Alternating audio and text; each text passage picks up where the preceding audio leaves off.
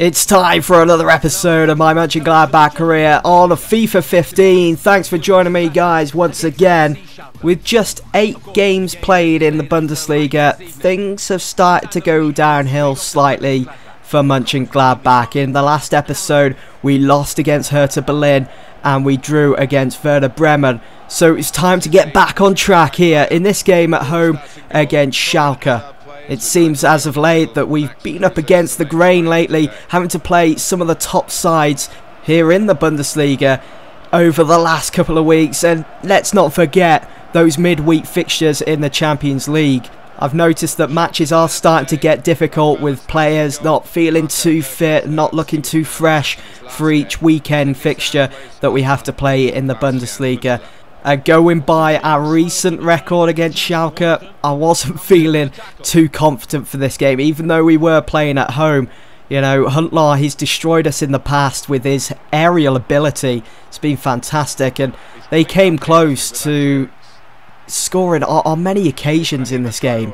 And you're going to see it throughout these highlights in this video. Patrick Aman trying to display his bit of skill there. Lost the ball, he was intercepted, but Raphael was there to mop up. But we were reckless, we were careless. We just wanted to get the result, a smash and grab win. We wanted to get back up into the top 4, the top 3. But whenever we tried to score, it just seemed everything was against us. We couldn't come up with anything. I mean, that shot from Max Kruse, disappointing considering the start that he's had to the season. He is he's our top goal scorer. I think he's one of the top goal scorers in the Bundesliga as it stands, and I just expected better of him with that opportunity in the first half. Ibrahima Traore, you can see, went on a fabulous run here down the left side, but he just lost out to Oga, who had his wits about him. He was keeping control of central midfield as well as looking after the rest of his defenders almost for Schalke. We did get a good opportunity there, but again, hit straight at the keeper. I didn't find it easy trying to beat this keeper. He was unstoppable, couldn't put anything past him. Stocker with another opportunity there, straight at the keeper. Whatever we came up with, we just couldn't execute the plan. We couldn't score against Schalke. And you can see how desperate I got. I was all out attack. I just wanted to get a goal because there was just 4 minutes to go in this game. A nice little back pass from Kruse found Jan Vertonghen, but he's not a striker. He shouldn't even be up top. Anyway, we couldn't find a way past their keeper. He was on top form in this game, and I'm sure his manager will be very happy with that, especially for Schalke to try and start climbing up the table, trying to get some points there. But it's not good for us as we are getting into the meat of the season now. This is such a vital time to be getting 3 points in each game that we play. I know that we're having to play these big games, but I feel as though we were ready at the start of the season.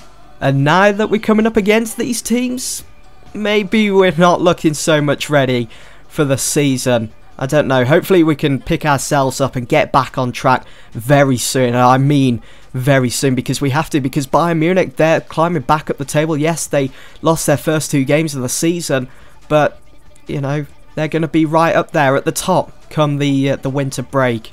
Here is the squad report anyway for you guys that are interested. You know, with Junuzovic out injured, you know, I think he is such a main player in this team, and I think we have missed him over these last 5 games, seeing that he's out with that broken toe. So, you know, I can't wait for him to return. Also, you will see that I did offer Max Kruse a new contract. It's expiring in 9 months, and I don't want another team to come in and snap him up on a free. So I had to make sure that I could get him on a new contract, because he has been fantastic towards our season. He has been our main striker, our main goal scorer, our main go-to guy if we want to be winning games. And we had to turn to him in hope of winning this one at home against Freiburg in our next fixture in the Bundesliga. 25 minutes gone, it would be Stocker to get the first goal of the game. Good bit of dribbling there in the rain to work past the defenders that were opposing him, and he managed to fire that up into the top right hand corner. So a nice finish there, got us off to a very positive start. But just before half time, Freiburg would get an equaliser. I did go with Sommer in goal for this game because I thought, you know, with Freiburg being one of those teams that will most likely finish in the bottom half of the league, I thought, you know, I might as well take the opportunity to rotate the goalkeepers for this one. So I decided to give Krul a rest because I knew we would need his services big time in our next game, which would be midweek in the Champions League group stages, away from home at the Nou Camp against Barcelona. After that disappointing game then against Freiburg, there is the league table as it stands. 10 games gone, we're in 5th, 3 points behind Hoffenheim, so not too bad. Then it was on to the midweek fixture in the Champions League. FC Barcelona against Borussia M'Gladbach. Last season, we came up against the other Spanish giants, Real Madrid, at the Bernabeu. We did unfortunately lose that game, so I was hoping that that record wasn't going to carry on over into this game against the other Spanish giants, Barcelona, at the Nou Camp. I was hoping to win this game. Obviously, that was the best result that we could hope for. But being realistic, the best result that we could get from this game would be a draw, obviously. And it was good that, as I mentioned in the last episode, that we beat Ajax in match day 2. Because if we hadn't and we lose here, then obviously Ajax would have caught up if they did go on to beat Club Brugge or vice versa.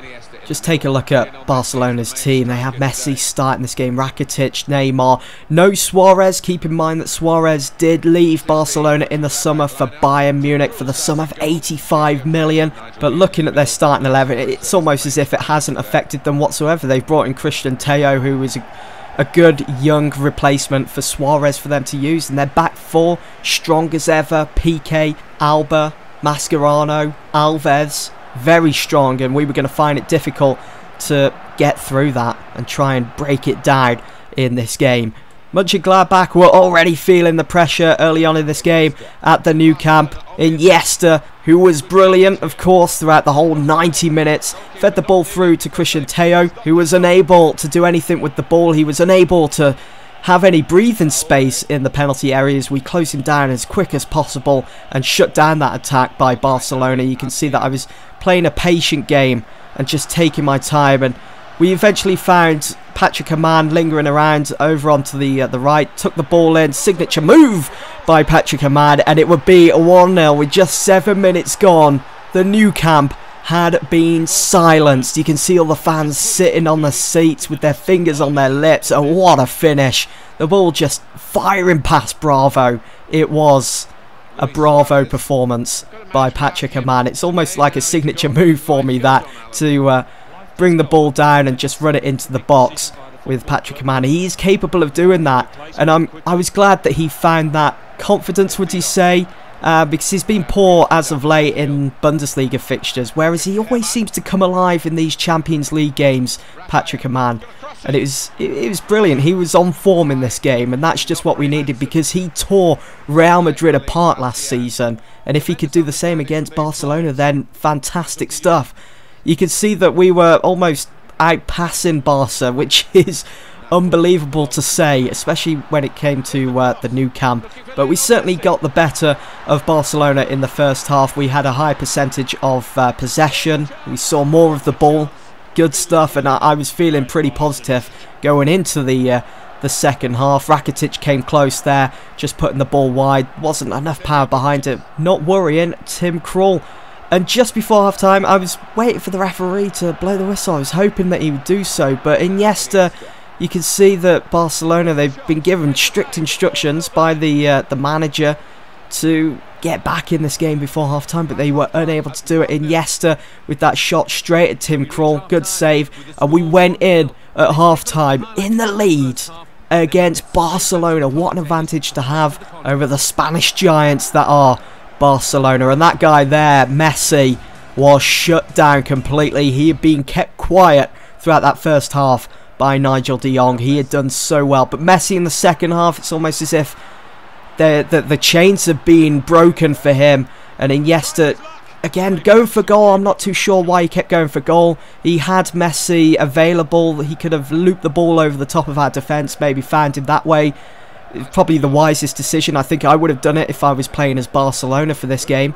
But again, he went for goal. I'm not too sure what he was thinking. And it was a poor shot as well. It was an easy save for Tim Krul as he just bundled that into his chest. And again, Iniesta, as he received the ball off Pedro, he just goes for goal. They just weren't biding their time like we know of Barcelona. And we caught them on the break in the 70th minute. Max Kruse almost made it 2-0. We were flying high on confidence in this game. And when you have that in a football match, you almost become unstoppable. You almost feel as though you can go on to beat anyone. And the position that we were in at the time, 1-0 up against Barca, we were doing good until Neymar got the equaliser.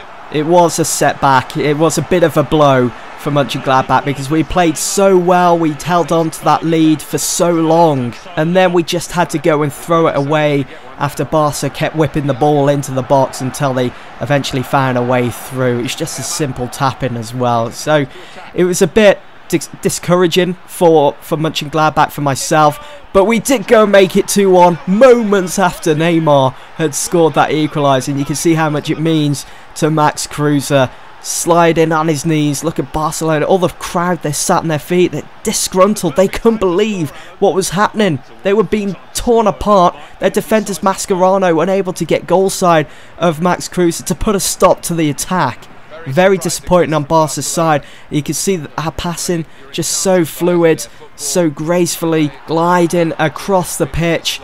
And just before the final whistle, Max Kruse made it 3-1. It was an absolute demolition in the eyes of the Barcelona fans. They couldn't believe it. And if ever there was a feature on FIFA for fans walking out of games, I'm sure after that third goal, the new camp would have been empty. There was still time though for Barca to get another goal, to get a consolation, if anything, to try and get themselves back in it. There wouldn't be another time for them to get an equaliser though if they did go on to score. And look at Neymar just forcing Rajkovic out the way.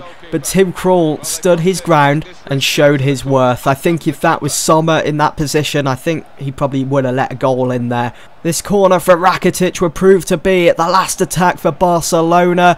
Could they make it 3-2? No, they couldn't, because Tim Krul came out and saved it and booted it upfield, holding on to that 3-1 lead. But just a second, you could see how important Tim Krul was to Mönchengladbach in this game. He made a total of 7 saves, which was more than the Barca keeper, Bravo. We just made sure that we attacked when the time was right, and we did it better than Barcelona in this game, as we went on to win 3-1. And surely now that would put us in a strong position for qualifying for the knockout stages. That's going to be it then, guys. Thanks for watching. I'll see you all in the next one.